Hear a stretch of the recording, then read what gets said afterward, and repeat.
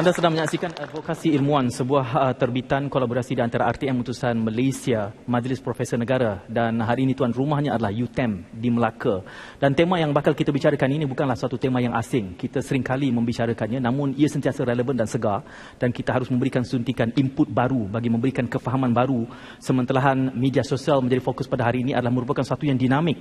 Pelbagai telah dibicarakan berkait dengan pengguna media sosial di Malaysia. Kita dianggap sebagai antara pengguna media sosial per kapita tertinggi dan dianggap sebagai pengguna kedua tertinggi sebelah China. Kalau kita membuat secara berbanding dalam konteks nisbah kependudukan ataupun populasi, pastinya kita melihat ini sebagai satu realiti yang penting kerana media sosial hari ini adalah merupakan suatu platform ataupun proses pendemokrasian ruang. Tanpa dapat ia dikawal secara jelas, maka sesiapa saja boleh menjadi penguasa di pentas maya ini. Untuk yang kali ini, kita bakal membicarakan tentang media sosial untuk melihat impak positif atau negatifnya. Namun saya yakin kita tidak harus terhenti semata-mata untuk menjawab buruk baiknya, tetapi juga untuk memahami apa juga persepsi dan kefahaman kita tentang media sosial ini, bagaimana tindak balas masyarakat, bagaimana tindak balas perundangan ataupun legal framework. Kerana itulah niat di sebalik penganjuran advokasi ilmuwan ini pastinya yang ditulang belakangi oleh Majlis Profesor Negara. 3 panel yang kami bawakan pada advokasi ilmuwan pada kali ini. Yang pertama adalah merupakan Tuan Rumah Naib Chancellor Universiti Teknikal Malaysia Melaka yang berbahagia Profesor Datuk Dr. Shahrin Sahib. Kita berikan tepukan kepada Prof. Saya pernah melihat pembentangan Prof lengkap dengan datanya dan pengalaman panjang menjadi antara mereka yang terlibat di belakang tabir mengubah dasar-dasar berkait dengan penggunaan media sosial ini. Pastilah Prof boleh memberikan kita satu cerapan daripada data, big data ini. Big data ni lah, guna istilah big data dah Prof. Okay. Tidak perlu saya bercakap panjang kerana beliau, kalau kita lihat saja ya, kita tahu kalaulah Vice Chancellor itu orangnya muda, it speaks volume. Ya, cukup menggambarkan kredibiliti Prof Datuk Dr. Shahrin. Terima kasih Prof. Terima kasih kerana benarkan kami masuk rumah. Terima kasih Tuan Rumah. Panelis yang kedua, Timbalan Ketua Polis Melaka, SAC Datuk Ruslan Hassan. Kita berikan tepukan kepada Datuk. Masih belum terlewat Datuk, tahniah baru lagi menjawab timbalan 4 minggu di sini ya. Okey, tahniah lah. Dan hari ini nak bercakap soal kes-kes pengguna media sosial ini ya. Bukan dalam konteks Melaka saja saya yakin, tentulah keseluruhannya. Datuk bergurau dengan saya tadi, tanya soalan, salah soalan masuk lokap ya. Itu gurauan saja. Terima kasih Datuk kerana bersama dan tahniah sekali lagi atas pelantikan ke Melaka ini. Di hujung sana kami bawakan Ketua Pegawai Operasi Cyber Security Malaysia, Dr. Zahari Haji Yunus. Assalamualaikum Dr. Kita bertepukan Dr. Terima kasih. Cyber security ini namanya saja pun sudah cukup menggambarkan. Jadi sangat bertepatan dengan apa yang kita bakal bicarakan. Cumanya nanti mungkin Dr. Zahari akan memberikan kita ruang lingkupnya kerana kefahaman rakyat tentang posisi cyber security ini juga dalam konteks media sosial ini penting. Kalau tidak, kita mudah untuk menuding jari kenapa tak dikuat-kuasakan. Jadi itu. Saya berminat sangat nak memula dengan Prof dulu. Boleh Dok Prof? Sebab biasalah dengan akademik kan, dia akan bina dia punya kurikulum dulu, dia punya konteks. Jadi kita bercakap soal media sosial ini. Sebelum kita terjun kepada positif negatifnya itu, realitinya hari ini sebesar mana kesan media sosial dalam konteks Malaysia, Prof? Okay, terima kasih Tuan Syed. Bismillahirrahmanirrahim. Assalamualaikum warahmatullahi wabarakatuh dan salam sejahtera. Saya kira untuk menggambarkan kedudukan Malaysia seperti mana yang Tuan Syed dah beritahu tadi, Malaysia ini adalah salah satu negara yang mana penembusan penggunaan dua perkara, satunya internet dan juga media sosial itu sendiri adalah antara yang tertinggi per kapitanya. Jadi kesan ataupun kepenggunaan itu saya nak bagi kepada dua perspektif. Satunya penembusan internet dalam negara sendiri, keduanya penembusan penggunaannya. Pertamanya tadi sebagai sebuah negara yang penduduknya lebih kurang dalam 29 juta ini, kita lihat maknanya hampir 20 juta ataupun 19 juta adalah internet users. Tetapi kalau kita lihat dari segi penembusan mobile, peratusannya sebenarnya adalah 139%. Artinya mereka menggunakan gadget, peranti yang lebih. Kata mudahnya saya, lebih ramai telefon ataupun mobile device daripada orang. Maknanya seorang pakai 2-3. Maknanya kalau kita 29 juta penduduk itu, 41 subscriber ataupun pengguna peralatan mudah alih. Jadi kalau kita gunakan istilah lain, maknanya perangkaan ini kalau kita lihat secara biasa pun sudah satu angka yang boleh kita iktiraf, satu gambaran bahawa kependudukan Malaysia itu penggunanya tinggi. Saya bagi satu kontra statistik yang lain. Iaitulah dari segi penebusan penggunaan internet ini, kalau kita lihat dijumlahkan penggunanya, rata-rata lebih daripada 50% sebenarnya adalah di Lembah Kelang. Maksud saya, kalau perangkaan itu dikhususkan kepada satu lokaliti ataupun negeri-negeri maju, begitu yang kita istilahkan dari segi pembangunan, maknanya dalam lokaliti tertentu, dia bukan 2 peralatan satu pengguna. Kemungkinan satu pengguna 4 peralatan. Masya Allah. Jadi nak di situlah. letak kat mana tu poket ada berapa? Betul. Dengan arti kata lain, kalau kita buat, mungkinlah kalau kita punya timbalan ketua polis buat body check, dia atas keluar satu, nanti kita tanya Datuk pocik Roslan bawah keluar satu lagi, dalam beg keluar satu lagi. Jadi maksud saya adalah pengguna di Malaysia ini, walaupun dari segi perangkaan umumnya menggambarkan Malaysia ini antara negara yang penembusan penggunaan internet dan alat mudah alih ini agak tinggi, tetapi masih lagi wujud poket-poket ataupun kumpulan tertentu di mana penembusan jurang digital masih wujud. Walau bagaimanapun, kalau kita lihat statistik lain, maknanya dalam negara kita Malaysia, bila kita semak dengan contohnya Facebook, data yang mereka sendiri keluarkan, orang Malaysia di sini ataupun secara amnya, secara puratanya mengambil 3 jam sehari contoh dalam media sosial. Jadi kita gambarkanlah ada 24 jam. Dan dalam data daripada Facebook sendiri menunjukkan daripada pengguna tadi 10 juta memang hari-hari kembali kepada Facebook. Active user. Dan ini yang kadang-kadang kita lihat dalam sehari 10 juta, purata sebulan 15 juta. Jadi kalau kita fikir secara langsung lah, ataupun secara sepintas lalu, orang Malaysia ni tak ada kerja lain ke? Seolah-olah begitu gambarannya. Tetapi di sinilah yang kita nak lihat sama ada kepenggunaan itu dalam bentuk yang positif maupun negatif. Jadi saya berhenti. Secara berbandingnya, sebelum saya beralih pada Datuk Roslan dan juga Dr. Zahari, secara berbandingnya, Prof memberikan gambaran data-data ini. Tapi kalau kita bandingkan negara-negara lain, bagaimana kedudukan kita? Begitulah, kalau kita lihat satu penembusan keseluruhan Malaysia, sebenarnya kita masih lagi dalam kedudukan yang agak rendah berbanding dengan negara lain. Kita kalau dari segi data International Telecommunication Union, kita berada dalam kedudukan yang mungkin 37 ataupun 38 penembusan dari segi purata. Tetapi kepenggunaan itu, macam yang saudara nyatakan tadilah, kita antara yang tertinggi. Antara yang tertinggi. Menunjukkan bahawa kita ni kalau dari segi istilahnya lah, maknanya media savvy ataupun internet savvy. Maknanya pendahagaan, maknanya kalau kita kata mudah lah, maknanya kalau kita buat satu statistik lain, dari segi kepenggunaan, sama ada orang Malaysia ini ketagih internet atau ketagih media sosial. Ada satu kajian lain yang dibuat menunjukkan 50% daripada pengguna tadi adalah ketagih. Dia kesan dia nak diukur mudah je, tuan. Kalau saya ambil semua telefon ni, hilang punca saya, mati kutu kata orang. Dia boleh duduk diam tak? Ataupun dia macam juga orang ketagih dadah, dia dah gigil dah. Kita uji dalam dewan ni sekejap lagi lah. Ada yang tak pegang telefon ni. Saya boleh satu buat ujian mudah. Seseorang yang keluar ke rumah dan dia tertinggal peralatan peranti internetnya. Tak boleh. Dia balik tak? Jawapannya pasti balik. Sebab dia guna Waze. Jadi itu gambaran secara umum bahawa memang kebergantungan rakyat Malaysia ni kepada internet secara amnya, media sosial secara seluruhnya adalah sangat tinggi dan sampai kepada peringkat yang pada saya lah perlu dibimbangi. Dalam ekonomi, Prof, kita ada Gini coefficient untuk jurang ekonomi. Tapi ini kita jurang digital ni ada indeksnya spesifik. Ada. Kita akan kembali selepas ini. Saya nak tanya dulu dengan Datuk Roslan, melihat kepada realiti media sosial hari ini. Kalau soalan mudahnya positif atau negatif dari kacamata penguat kuasa, setakat ini secara umum Datuk merasakan media sosial kita ni dampaknya positif atau negatif? Bismillahirrahmanirrahim. Assalamualaikum warahmatullahi wabarakatuh. Salam sejahtera. Terima kasih. Pihak polis setakat ni belum lagi membuat satu kajian yang tidak membuat sikap tentang buruk baik ini, jadi dia kalau dari media sosial ni dia telah mengubah enforcement agency, law enforcement agency, badan pengawasan, mengubah dari segi undang-undang, mengubah dari segi cara kita bekerja, mengubah dari segi kita cara procure intelligence, mengubah dari segi kita jalankan siasatan. Jadi dia mengubah segala-galanya. Jadi dia positif dan negatif tu dua-dua ada. Jadi I'm not in position nak cakap buruk atau baik itu. Kita perlu buat kajian lah.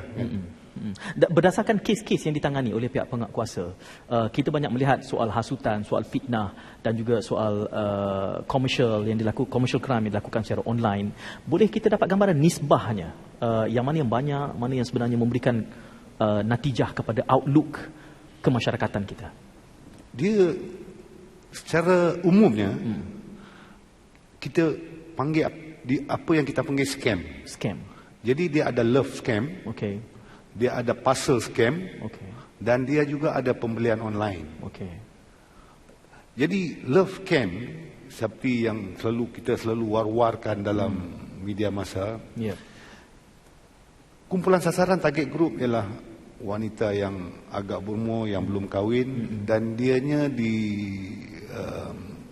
punya perpetrator, dia punya suspek dia adalah daripada Afrika. Okey. Dan kita ada juga parcel scam. Okey. Ini banyak daripada China, Hong Kong dan sebagainya. Jadi untuk negeri Melaka, saya cakap dalam konteks negeri Melaka. Okey. Untuk tahun ni kita terdapat penurunan kes, tetapi dari segi jumlah kerugian dia lebih. Wow. Jadi macam contohnya African, dia punya MO dia akan post dalam media sosial, Okey. gambar lelaki handsome, Ya. dia mempotretkan dirinya seorang yang gentleman dalam Ya. inverted commas, Ya. memiliki kekayaan, dan mereka dan media sosial juga memungkinkan maklumat peribadi seseorang itu Dibocorkan. boleh Bocor. diakses melalui internet. Ya. Jadi berdasarkan maklumat itulah mereka memilih Ya. dan menawarkan berbagai janji manis. Ya. Jadi setelah berbulan-bulan bercinta dalam alam maya, maka barulah beliau menunjukkan belangnya dengan meminta uang untuk beli tanah dan sebagainya. Ya. Dan MO dia tidak memasukkan wang tu di dalam akaun peribadi. Ya. Dia rekrut. Dia rekrut yang paling kerap direkrut. Okey. Contohnya semalam kita tangkap lagi orang Bajau seorang, orang Sabah seorang. Inilah orang yang direkrut. Dan duit tersebut dimasukkan dalam akaun mereka. Okey. Termasuk juga yang daripada China tu, sebab macam saya cakapkan tadi, media sosial ada akses. Yep. Dia orang ada akses. Contohnya macam Datuk Syahrin. Dia tahu duit Datuk Syahrin ada berapa dalam ni. Saya pun nak tahu FD ya. dia berapa. Kan? Jadi saya tahu you duit ada berapa ni. Jangan Datuk, tak banyak. Tak banyak. Tak bagi tahu kat orang lah kan. Okey.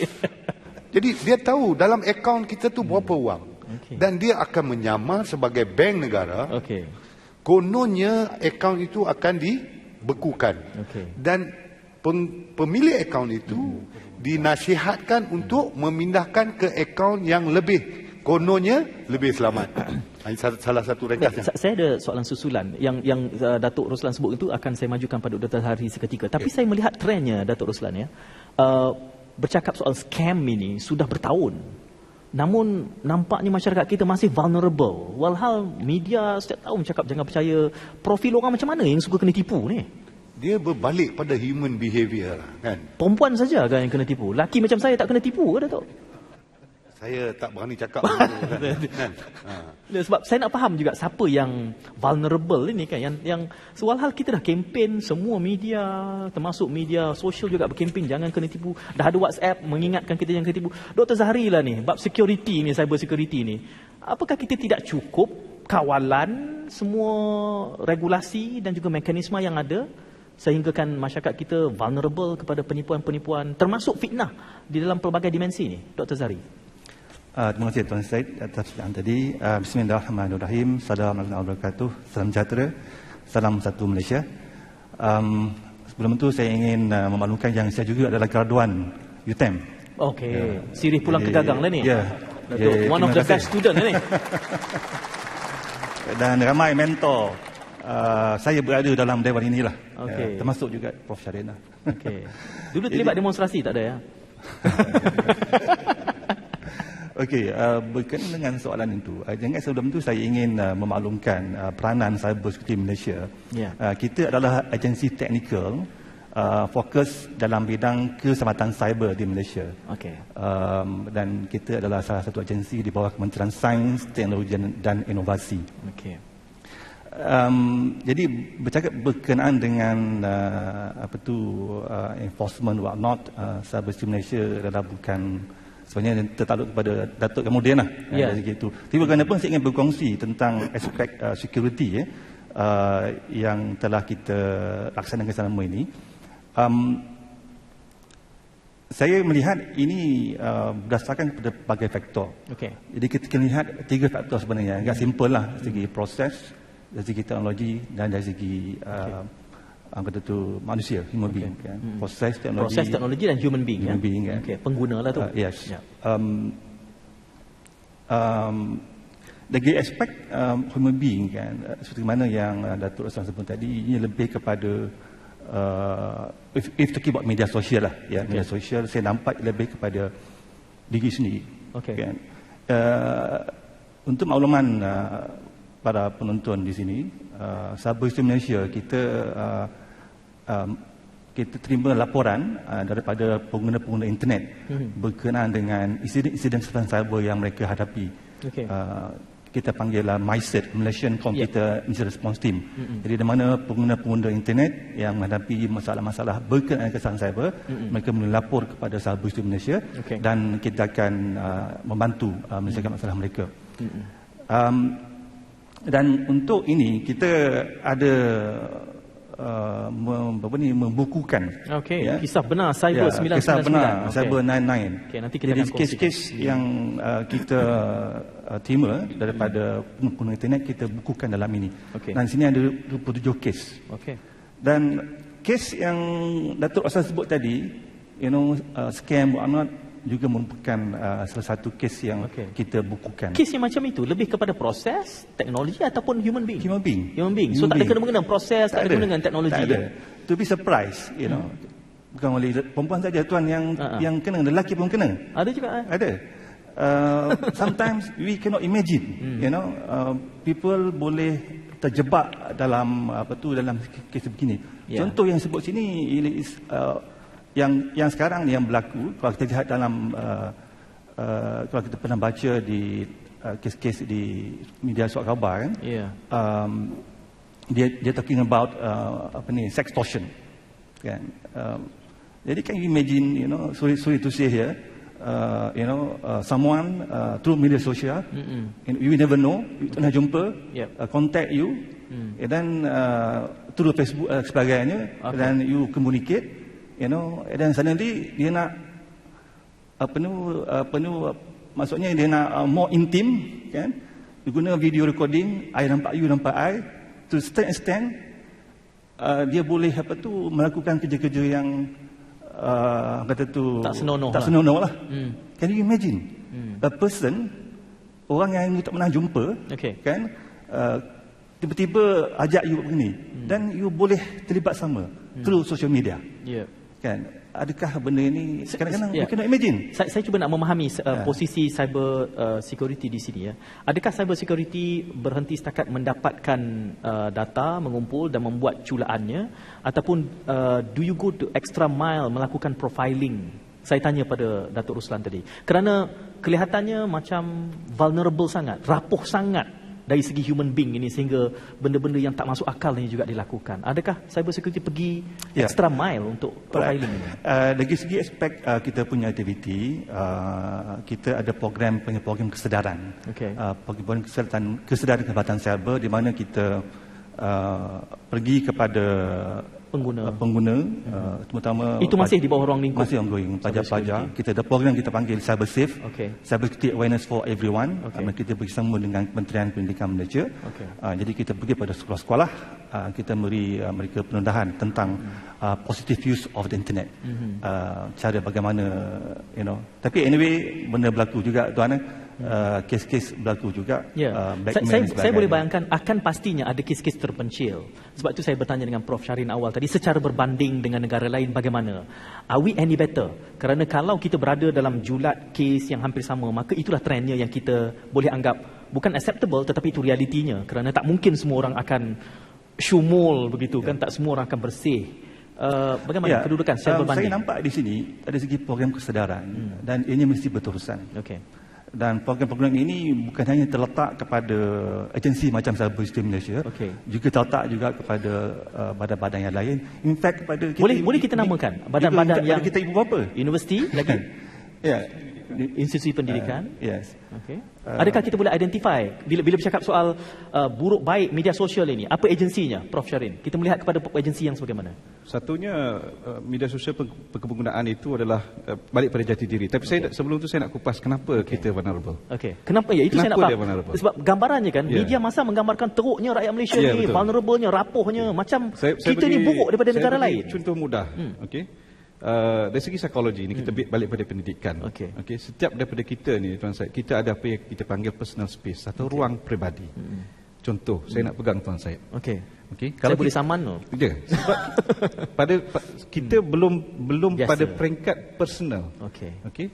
Tetapi peranti kita ini duduk dalam ruang lingkup peribadi.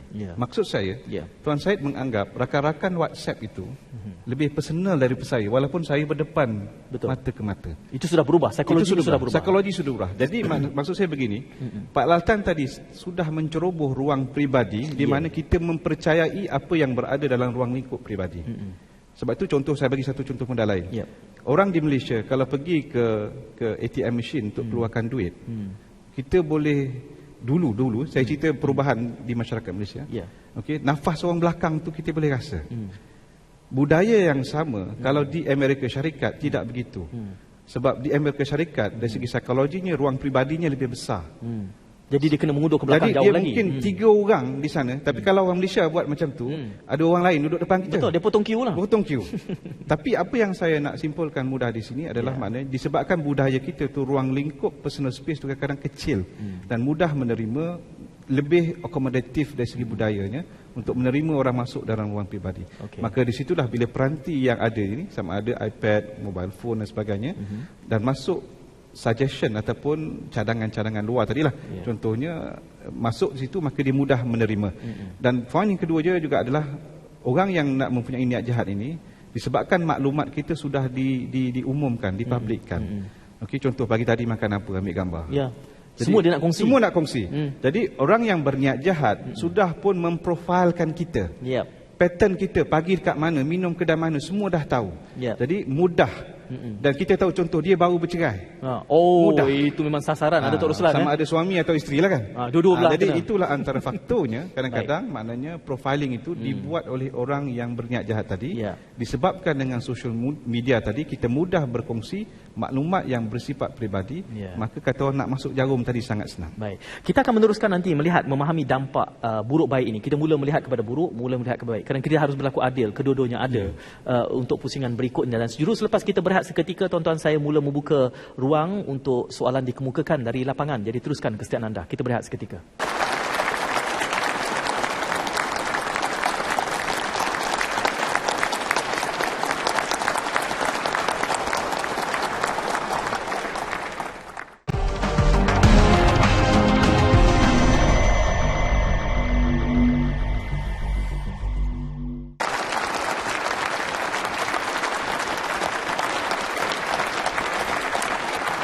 Terima kasih kerana kesetiaan anda menyaksikan Advokasi Ilmuwan. Dibawakan sekitar 20 minit sudah berlalu. 3 panelis kami bawakan, Profesor Datuk Dr. Shahrin Sahib, Datuk Roslan bin Hassan, Timbalan Ketua Polis Melaka, dan juga Dr. Zahri Haji Yunus, Ketua Pegawai Operasi Cyber Security Malaysia, bercakap tentang media sosial, buruk baiknya, positif atau negatif. Saya Prof, Datuk, Doktor, kita beri laluan kepada audiens untuk bertanyakan soalan. Saya mengenal pasti ada soalan pertama. Silakan, boleh perkenalkan diri tuan. Silakan. Saya Muhammad Rum bin Tamjiz. Baik. Saya daripada Kuala Lumpur.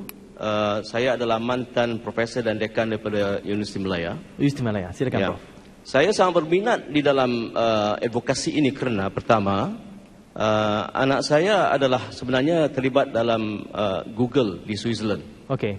Kemudian yang keduanya adalah cyberneticans, sekarang work with the German company, juga daripada Amerika Syarikat. Baik. Dan yang ketiganya adalah terlibat dalam big data, dalam pengendalian hasil dalam negeri United Kingdom. Ya, jadi Dr. Muhammad cukup overview ya, lengkap kurikulum. Cukup overview. Dan kita dan ramai lagi Sekurang-kurangnya 6 orang di England tu yang pemikiran tentang media sosial ini adalah beza dengan apa yang kita fikir. Okey. Itu sebab saya terlibat dalam advokasi sosial ini sebagai seorang yang bertanya lah. Baik. Saya sangat setuju dengan Datuk Roslan tadi, Ya. iaitu positif dan negatif, bukan Dua-duanya. atau negatif tentang media sosial ini. Dalam organisasi, Okey. berlakunya media sosial, berlakunya pembocoran rahsia daripada organisasi Baik, itu. kita berikan laluan kepada panel untuk memberikan pandangan. Itu. Doktor. Tapi sebelum lagi ada satu lagi tentang kejutan budaya tadi. Okey. Yaitu saya sarankan jangan sampai kita capek, penat, lelah dalam memberikan Jawapan. yaitu kesedaran kepentingan untuk melindungi diri sendiri Okey. dalam dunia maya sekarang ini. Baik, terima Dan kasih. itu proses pendidikan itu harus terus berjalan. Okey, terima kasih. Terima kasih. Wabillahi taufiq wal hidayah. Wassalamualaikum warahmatullahi wabarakatuh. Terima kasih. Dia jarang-jarang soalan daripada audiens dapat tepukan.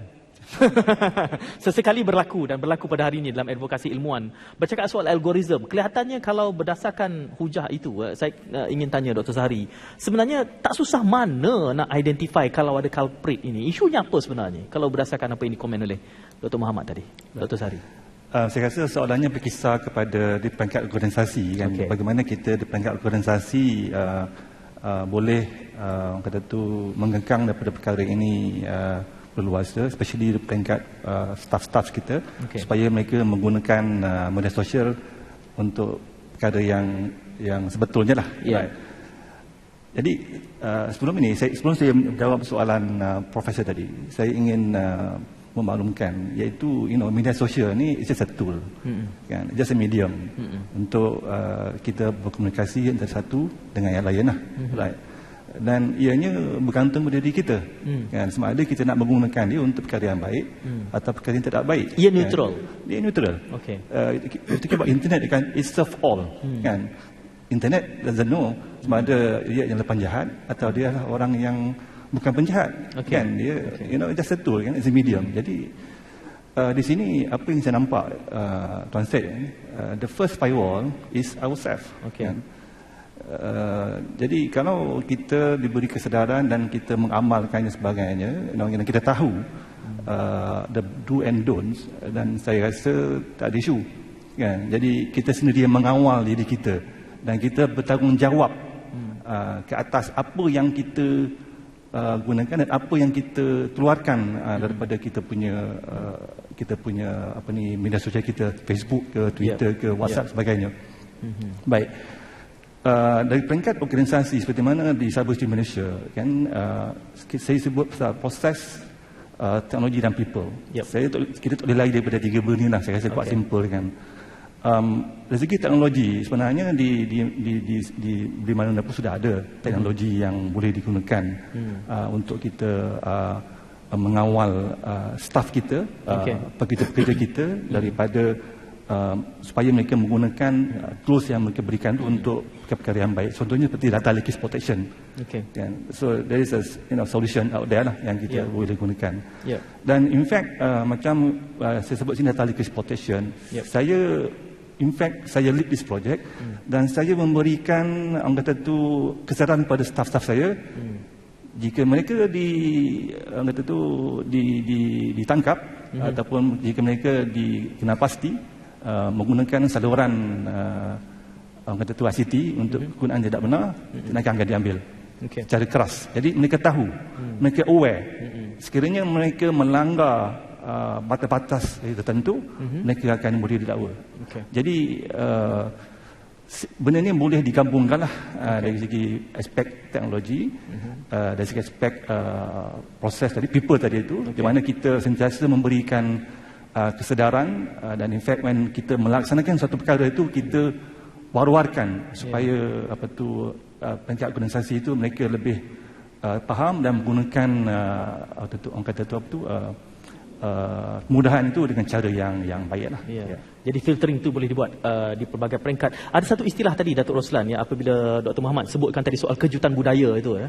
Jadi saya rasa pada hemat saya lah isu-isu yang kita bicarakan berkait dengan media sosial ini sudah berlarutan sekitar, boleh saya sebut 5 tahun Prof? Sekitar 5 tahun ada begitu ya. Kita mula mempolemikkan buruk baik media sosial dan internet ni sekitar 5 ke 7 tahun saya kira. Semenjak internet penetration. Kelihatannya kejutan budaya gitu tu terkejut lama sangat. 5 tahun. Bagaimana Datuk melihat? Apakah ada petanda bahawa, sebab Datuk tadi bermulakan mengatakan bahawa mungkin kes makin kurang, tetapi kuantum yang dilibatkan dalam komersial itu semakin besar. Bererti di satu pihak penjenayah online ini semakin pintar. Tapi kita ni yang people side, apa yang Dr. Zahid sebut, tak pernah cerdik-cerdik, terkejut selama 5 tahun. Dr. Raslan. Lama mana kita nak terkejut ni? Saya ingin menyentuh, bercakap dari segi persoalan jurisdiction dan juga law of evidence yang dibangkitkan ni. Jadi di Malaysia sekarang ni tak timbul isu macam dia kata tuding jari sana tuding jari, tak timbul. We work together dengan ni. Sebab kalau tengok di bawah Akta Komunikasi dan Multimedia tu, polis pun ada power of investigation, diorang pun ada power of investigation. We work together, kan? Dan yang kedua, kita bukan pergi ke belakang, we move forward. Jadi termasuk ada cyber security dalam polis, kita wujudkan di bawah jenayah siasatan jenayah komersial, kita unitkan cyber crime. So berbalik pada jurisdiction, kalau apa jua kesalahan jenayah yang di spell out sama dalam kita punya kanun keseksaan ke, dalam kita punya komunikasi dan multimedia ke, ialah question jurisdiction. Contohnya Facebook. Di mana pengkalan data dia? Jadi undang-undang keterangan, pertaining to law of evidence in Malaysia, sebagai contoh, kalau kata dia pekerja JKR, dia melakukan pecahan amanah jenayah, undang-undang memerlukan untuk kita rekod pengarah JKR menyatakan secara bertulis bahawa beliau ialah pekerja, apa bidang tugas dia, apa jawatan dia. Jadi kalau kita, ini ialah dalam macam loophole dalam law. Contohnya dalam Facebook, kan, kita muat sesuatu yang tak elok. Jadi dari segi undang-undang, apakah yang perlu kita procure evidence untuk menentukan, untuk mensahkan bahawa pemegang akaun itu ialah A? Maknanya kita kena pergi ke pengkalan data dia. Sama juga dengan WhatsApp. Ini adalah salah satu yang orang kata apa? Cabaran. Kalau kita pergi dari segi bawah Akta Komunikasi, tetapi kita menggunakan lain-lain peruntukan yang undang-undang, di mana as far as evidence law is concerned, maknanya dia lebih direct lagi. Kita pergi fitnah ke, hasutan ke. Jadi tengok banyak kes kita klasifat bawah hasutan. Baik, saya tahu Prof. Syahri nak menambah, tapi saya beri laluan sedikit kepada audien di lapangan untuk bertanyakan soalan kedua. Boleh kita berikan laluan? Siapa? Silakan, boleh perkenalkan diri. Silakan. Assalamualaikum warahmatullahi wabarakatuh. Waalaikumsalam. Saya Badrul dari Muar Johor. Saya ingin bertanya, undang-undang berkaitan cyber sudah ada di Malaysia. Cumanya sejak kebelakangan ini ada sahaja pihak yang cuba mengganggu gugat kestabilan negara. Sebagai contoh, Elvin Tan. Seolah-olah memberi peluang kepada pihak-pihak ini untuk terus-menerus mengganggu keharmonian negara kita. Sekian, terima kasih. Jadi apa nak dibuat dengan itu? Kebetulan Datuk selalu menyebutkan ini. Kenapa susah sangat nak buat tindakan ni? Dia masih boleh buat posting segala macam ni. Apa sikap penguatkuasa misalnya dalam kes ini? Disebut spesifik kes itu, Elvin Tan, Datuk. Kenapa tak dipengapakan dia lagi? Datuk nak masukkan ke lockup. Moderator tanya lebih banyak lah dalam. Dan saya kaki bakar je, Datuk. Dia cakap, dia tambah sos. Sebab Badrul kan? Orang baik, dia tanya. So, terima kasih. Pihak polis, pucuk pimpinan kita akan sedar. Negara kita negara yang berbilang kau. Jadi, isu sentimen keagamaan, perkauman ialah sesuatu yang amat kita titik beratkan. Jadi macam kes Elvin, kita ambil tindakan, kita tuduh dia di mahkamah. Tapi itulah macam saya cakap tadi, nombor satu, kita perlu melihat dari segi jurisdiction. Jurisdiction ni maknanya bidang kuasa. Jadi contohnya pemiliknya kalau berada di Amerika, bolehkah kita tuduh dia di extradite dia bawa pulang? Kalau kita nak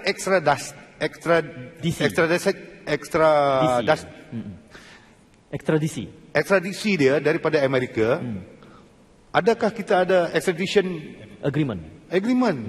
Kan? Jadi mana kes yang melibatkan warga negara, kita telah ambil tindakan. Dan selain daripada itu, kita ada undang-undang lain di mana kita ambil tindakan lah, kan? Okey.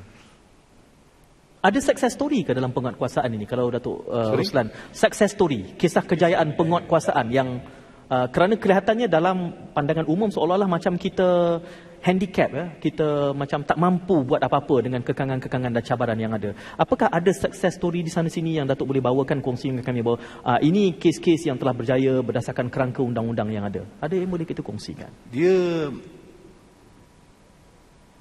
Saya kena balik rujuk balik. Kena tengok. Dari segi cyber security ada? Ini dia ada 97. Itu ada 9 kes tu. Ada 97. Ya, cyber security ada kes. Tuan Syed dan Datuk Ruslan kan. Success story ada. Okey, sebelum tu saya ingin menambah sikit apa Datuk sebut tadi, memang betul. Okay. Jadi dari segi undang-undang, pada pandangan saya kita sudah ada mencukupi. Kita ada Computer Act tahun 1997, kita ada Multimedia SMA, Multimedia Commission tahun 1998 dan sebagainya. Dan in fact Dewan Penal Code pun Datuk kan, saya rasa boleh juga di seorang itu individu boleh di-charge di bawah Penal Code. Okay. Isu yang saya nampak yang biasa dihadapi adalah isu cross border jurisdiction lah. Okay. Kan, sekiranya perjalanan itu berada di Malaysia tak ada masalah. Kan, in fact kalau kita lihat kes Elventa ni, dia punya partner tu dia charge di bawah di Malaysia. Right. Kita boleh dia charge tapi Elventa berada di US. Kes yang saya boleh rujuk yang saya masih ingat adalah kes hina Sultan Perak pada PRU yang ke-12. Certain individual ialah di situ negeri Perak kan, dia ada antara Barisan Nasional juga Barisan Alternatif, dan di mana kes ini melibatkan Sultan Perak.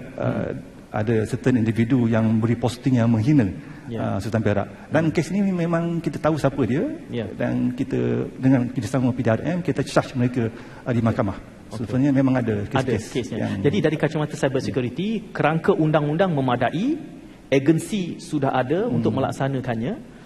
Cuma saya ingin mengangkat satu soalan. Prof Radwan berbincang di luar tadi. Saya berjanji untuk mengangkat soalan ini di sini kerana tuan-tuan jawapannya kita ingin pertontonkan kepada rakyat di seluruhnya.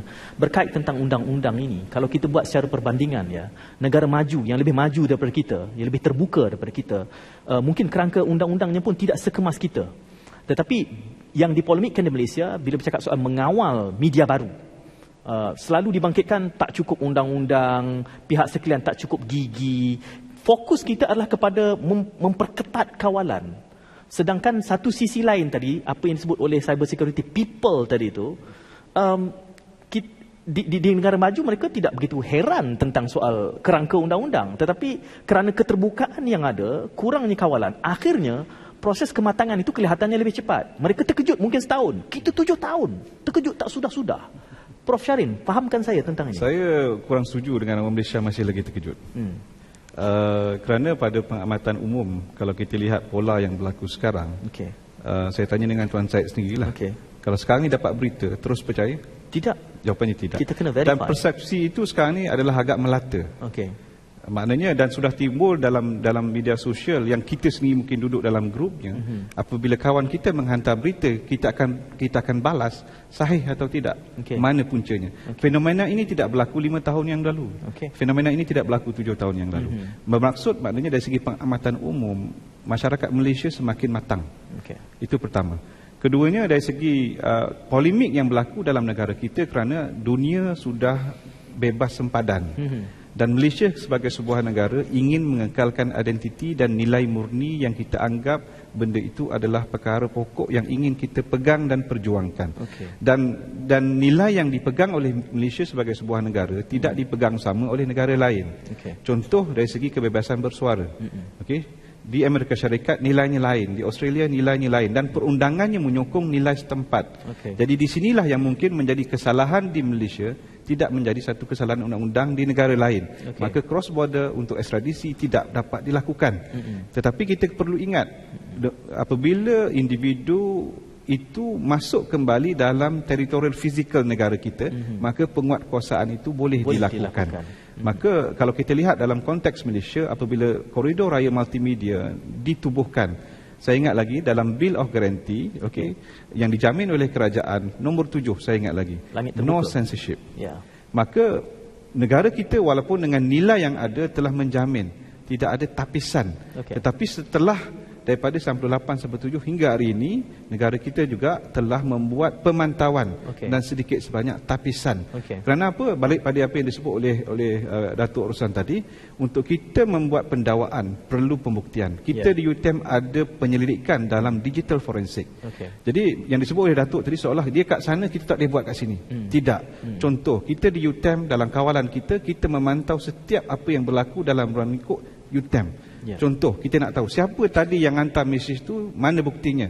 Kita kena ingat tuan-tuan, kita menggunakan alat peranti, kita ada ingatan setempat, local memory. Apabila mesej atau maklumat dihantar, dia perlu melalui dalam rangkaian ini, sama ada penghala, router, switch, peralatan tertentu, sampailah ke pelayan. Setiap satu batas penghantaran maklumat tadi ada data log. Dan dalam kaedah penyelidikan yang kita lakukan, ada istilah yang dipanggil korelasi log. Maknanya kita guna log correlation teknik, kita boleh menjurus menggunakan teknik triangulation, siapakah orangnya. Contoh kita kata, apabila seorang tu duduk dalam satu kedai mamak guna wifi, tak semesti mamak lah. Saya contohlah kalau selalu buat joke wifi mamak ni, order satu lagi kan. Belum order whatever lah. Tapi yang saya nak juruskan di sini, walaupun dalam public network, sufficient data yang cukup boleh dikumpul untuk kita gunakan sebagai pembuktian. Dan itu dalam Cyber Crime Act kita memang dah cukup. Jadi bila kita timbul balik kepada public, kenapa tidak ada penguatkuasaan? Di sinilah timbul contoh. Kalau tuan-tuan dapat satu maklumat yang memang kita sanggah betul. Triggernya siapa? Triggernya laporan polis. Jadi kita akan memperpanjangkan. Saya ingin memperpanjangkan satu soalan kepada Prof Shahrin bercakap soal ini. Kelihatannya sentimen yang Prof tunjukkan bahawa seolah-olah momentum kita untuk meletakkan lebih banyak kawalan terhadap media sosial ini bukanlah satu langkah yang wajar. Tidak. Baik, saya akan perpanjangkan itu sejurus selepas ini. Kita berehat seketika, teruskan kesetiaan anda.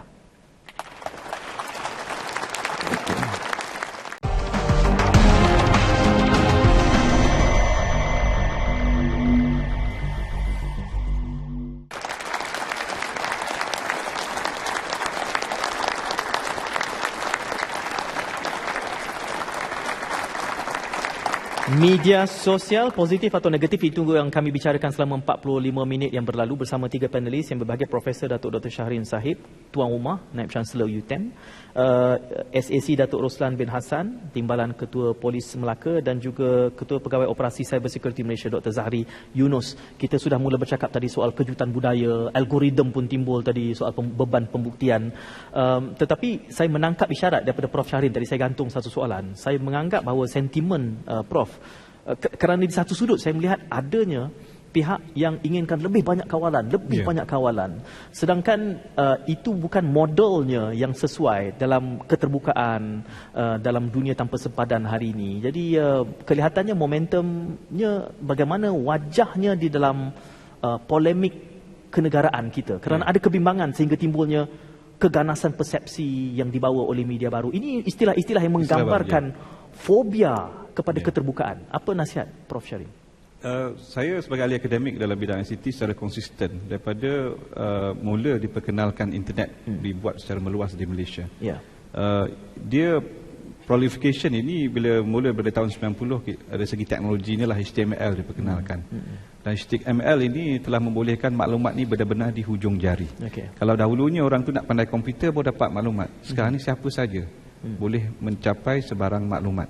Dan kita sebagai sebuah negara yang telah membuka dasar langit terbuka dari segi capaian maklumat ini, kita tak seperti negara lain. Contohnya negara China, Google pun tak boleh. Setengah negara Timur Tengah juga menutup setengah website. Itu satu dasar yang negara telah buat. Jadi disebabkan oleh dasar itu, maka kita perlu melengkapkan warga kita dengan satu sistem yang disebut oleh Dr. Zahri tadi, personal firewall. Okey, personal firewall dengan arti kata makna individu itu perlu dilengkapkan dengan nilai khusus yang membolehkan dia menapis dan bertindak sesuai dengan maklumat yang dia terima. Dan ini perlu dididik daripada kecil. Sebagai contoh, pada hari ini kalau kita pergi ke pasar raya, anak-anak pegang iPad main game. Tetapi adakah nilai yang ditanamkan kepada anak itu untuk dia bertindak balas sesuai dengan nilai yang ada dalam game online itu sudah cukup ataupun tidak? Maksud saya, pembentukan nilai untuk warga Malaysia harus dipupuk dari kecil untuk bersedia dengan ledakan dan tsunami maklumat yang sedang berlaku di sekeliling kita. Dan pada pandangan saya, kita belum cukup bersedia.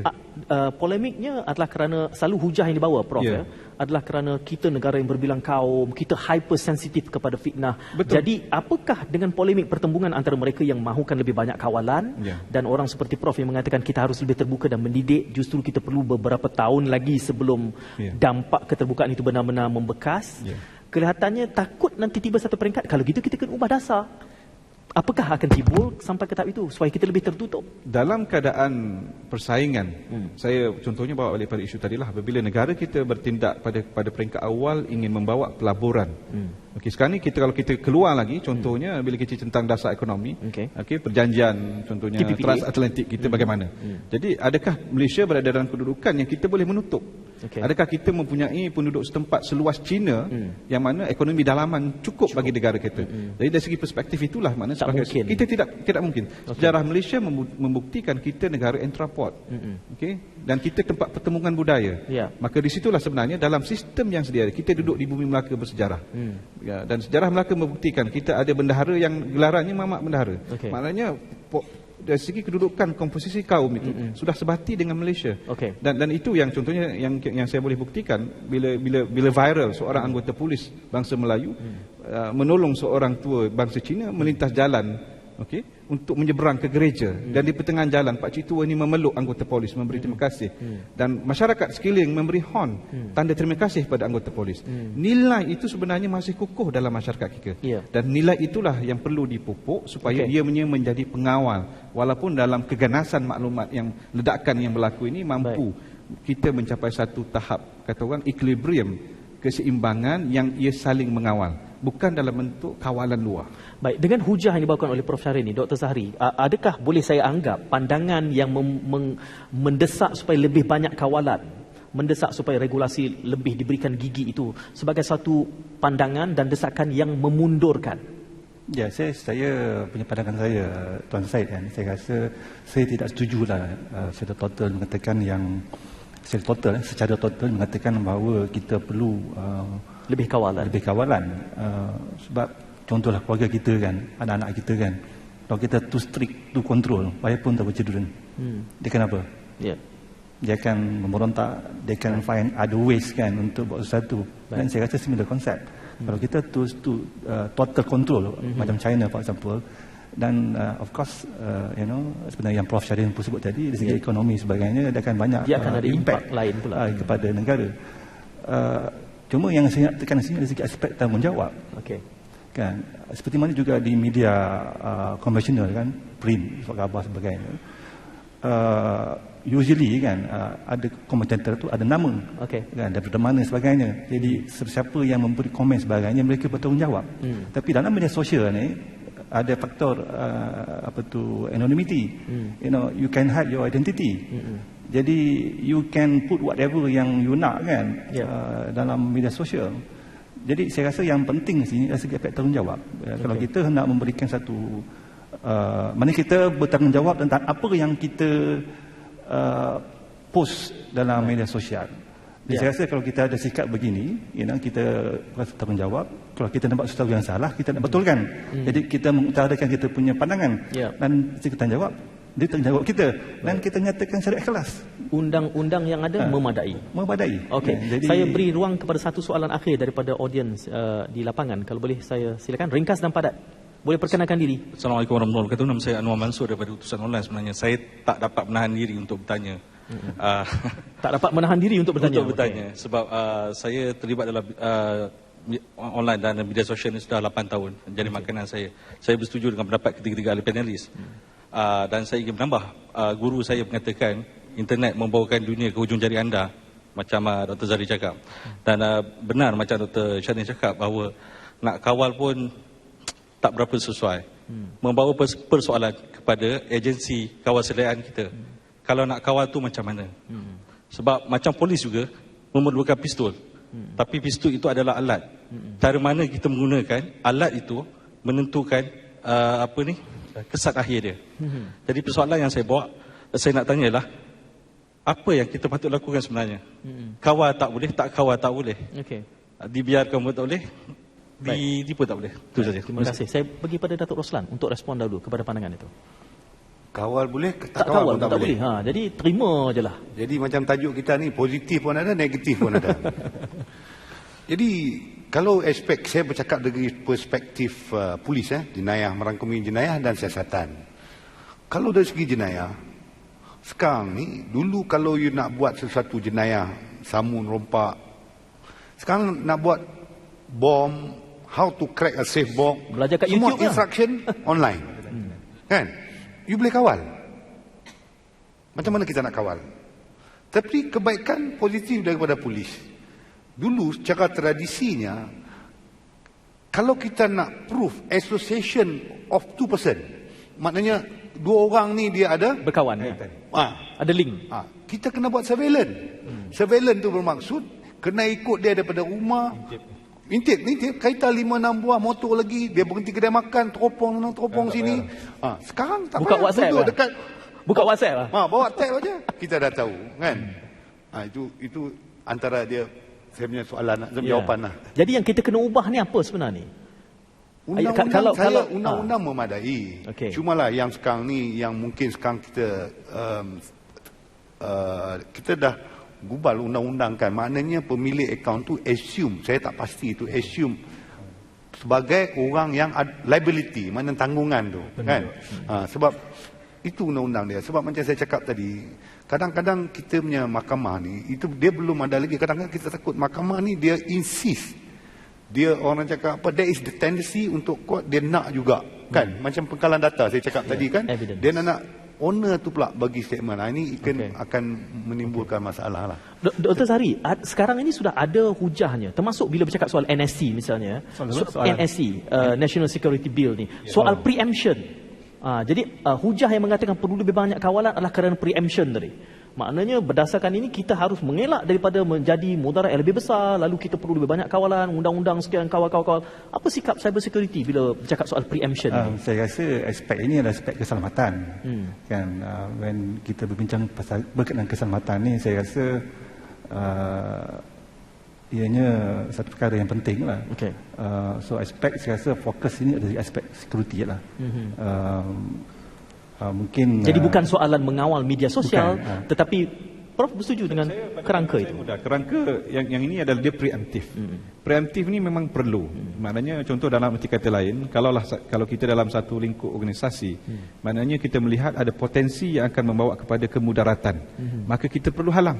Itu saya setuju. Tetapi dalam menghalang itu adalah maknanya kita memberi ruang kepada satu bentuk keterbukaan, akan timbul satu keseimbangan, normalization, satu equilibrium, yang mana keseimbangan itulah sekiranya berlaku di luar normal, kita perlu menghalang. Jadi maksud saya dalam keadaan hari ini, dunia sosial media pada hari ini, kita tak sampai yang kata lama sangat terkejut tu, disebabkan kita ada elemen yang mengganggu untuk mencapai kepada satu kematangan itu. Jadi sebab itulah masanya lama. Dia dalam sudut ekonomi pun sama. Maknanya kalau kita free ekonomi, dia akan cepat. Tetapi kita ada contohnya, kita introduce subsidi, maka keseimbangan itu akan sampai, tetapi lambat sedikit. Prof, soalan saya sebelum kita mendarat ini, di mana Prof akan gunakan tongkat sakti kalau saya bagi, supaya kita cepat, orang kata, menyembuhkan diri daripada proses terkejut yang lama ni? Prof nak ketuk kat mana tongkat sakti saya bagi ni? Susah nak jawab soalan tu. Saya ambil baliklah tongkat sakti tu. Kerana maksud saya begini, kompleksiti, keseluruhan ekosistem satu masyarakat itu kompleks. Dan Malaysia ini sebagai sebuah negara sebenarnya sangat kompleks. Saya bagi satu contoh mudah. Dalam dunia nyata, anak kecil itu mungkin tidak menjawab orang tua. Tetapi dalam dunia media sosial hari ini, seorang kecil boleh mengherdik orang yang sangat tua darinya. Kenapa berlaku? Jadi itu yang saya kata tadi, maknanya sistem nilai kita belum Sudah berubah. Bukan berubah. Maksud saya Malaysia ni dia memang unik sikit. Kita duduk dalam multifaceted ataupun kerangka minda nilai. Ini orang sosial saya tak tahu setuju dengan saya, tapi pada pengamatan saya sebagai orang IT adalah satu yang wujud tetapi maknanya boleh kata orang boleh tersebar luas. Okey. Saya ambil contoh mudah. Orang tu balik ke rumah, dia ada sistem nilai lain. Dia pergi ke masjid, sistem nilai dia lain. Okey. Dia pergi ke pasar, sistem nilai dia lain. Okey. Sebab itulah berlaku contoh, saya bagi contoh saja. Orang itu pergi ke pejabat menutup aurat tetapi ke pasar tidak menutup aurat. Okey. Dan dia tidak menjadi salah. Okey. Maknanya pada dia tidak bersalah sebab nilai itu tadi. Dan kita dari segi masyarakat boleh terima tidak? Dan itu yang saya kata tadi, positif sosial media ini sebenarnya banyak. Okey. Kerana berlaku peningkatan kematangan. Ya. Tetapi yang kita nak lihat di sini adalah sebenarnya dari struktur masyarakat, sistem nilai kita ini sama ada kita perlu pertahan, berubah ataupun kita perlu berganjak kepada satu Penyesuaian yang baru. Kalau saya diberikan 1 jam lagi, saya nak bawa ke arah itu. Wajah baru Malaysia dengan dampak media sosial. Bagaimana rupanya? Saya perlukan sosiologis, antropologis, psikologis, digandingkan jadi advokasi ilmuwan yang akan jadi 6 orang. Jadi terima kasih saya ucapkan kepada ketiga-tiga panelis, Profesor Datuk Dr. Shahrin Sahib, Datuk Roslan Hassan dan juga Dr. Zahri Yunus. Masa yang sangat terbatas untuk kita membicarakan sesuatu yang besar. Terima kasih juga kepada semua yang hadir. Kita berikan tepukan kepada ketiga-tiga panel. Terima kasih dan salam hormat. Kita jumpa lagi.